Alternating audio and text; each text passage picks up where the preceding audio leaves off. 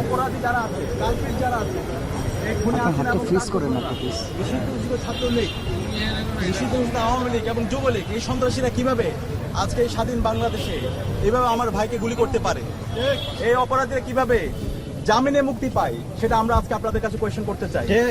আজকে অন্তর্বর্তীকালীন সরকারের উদাসীনতার কারণে এই ধরনের গণহত্যাকারী, শিশু হত্যাকারী এবং গত 16 বছরে যারা গুম খুন আয়নাগর তৈরি করেছে, এই খুনি হাসিনার দোসররা তারা আবার নতুনভাবে ষড়যন্ত্র এবং চক্রান্ত করার সুযোগ পাচ্ছে।